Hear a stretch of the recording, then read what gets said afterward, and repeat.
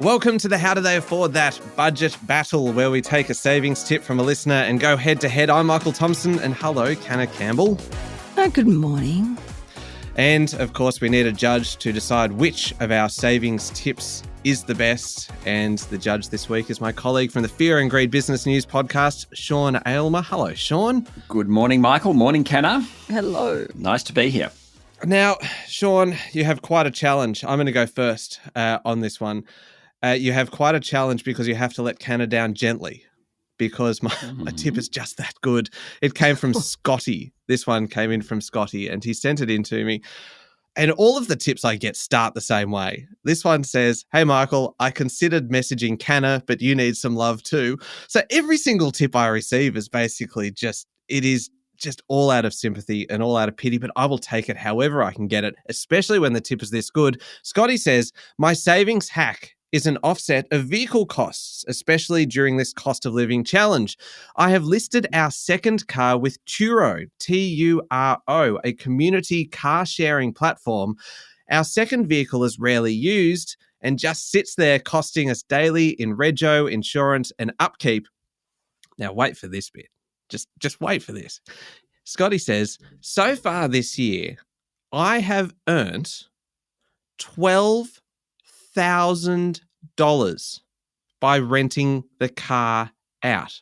We are actually on course," he says, "to paying the entire car off. I guess you could almost put it in the side hustle category as well, but I am submitting it as a savings tip."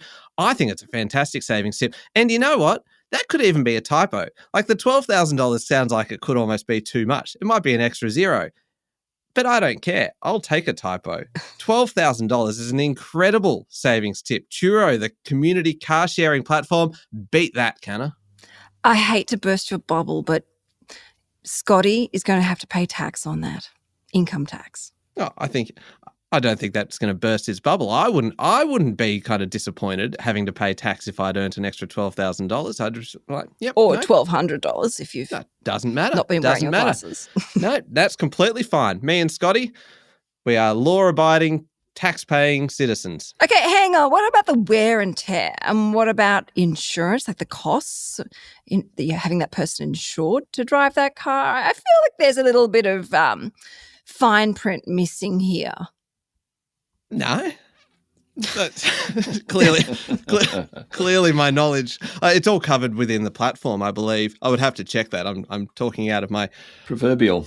Yeah. Go on, Canna. What's your tip? All right, every plate. So most families are struggling with the rising cost of living, in particular shopping at the supermarket. So every plate is a subscription service and you get 6 meals for 6 people and it works out to be $4.44 per serving, but Sugar Mama knows how to deliver.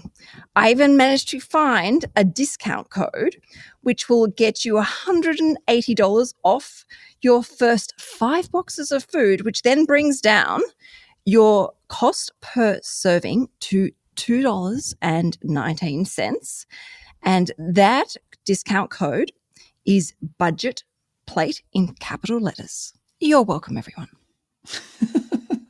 Is it like a Marley spoon or one of those sort of... Yes, it is. But it's cheaper, is it? Much cheaper. Do you know anyone that's tried it? Well, I read quite a few reviews. It was good? And yes, what a few people said is they actually will, as Tom says, cook once, eat twice. So they will use the food to take to lunch the next day. So they're saving even more money. Right. Okay, so I've got a judge now. Is that? Yeah, please. That's why I'm in the studio here, looking at you two. Yeah. So, are there any kind of criteria on judging? It's just what I like best. It's purely bias. It's personal bias. It's whatever you like, and I suppose whatever you could see yourself. Well, yes. So I have definitely used those sorts of services, the same as every plate. Canna. I'm just not a big fan of them. Why not? I'm really sorry. Because I have a lot of people in my house and you kind of well, they're never big enough for my household. Yeah, but you've got like 20,000 children in your house. Yeah, Of course but, they're not. Yeah, that's true. They're never going to be big enough.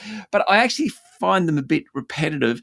I actually think Michael's idea, Turo, Turo, which is it's kind of like Turo reminds me of Airbnb, but for cars. Yeah. So it's kind of the same setup. Yeah. And I, at times, have tried to hire cars and they're just so expensive. Anyway, the upshot, and it pains me, don't get me wrong, it pains me. Michael, you are the winner. This is glorious. Sean, I have infinite respect for your budgeting skills. This is amazing. Such a suck up. Yes, but I mean, next week when Sean rules against me, I will completely flip and declare him to be incompetent when it comes to budgeting. But I've done a bit of Googling while we've been talking.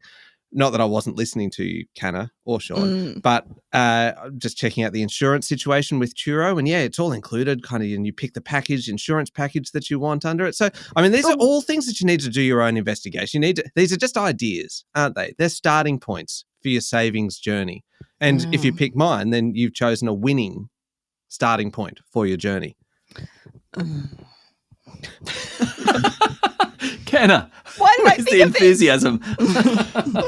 Just the actual kind of the visceral hatred kind of coming off you right now, Canna. Anyway, that was a good one. Great savings tip from me. Mediocre savings tip from Canna. Thank you very much, Sean. Thank you very much, Michael. Thank you, Canna. Thank you. Not really. So gracious. That was the budget battle from How Do They Afford That? A bonus episode out each week. Send your own savings tip in. I've put the links in the show notes today so that you can pick to send them to either me or to Canna, and it might be yours in the battle next week.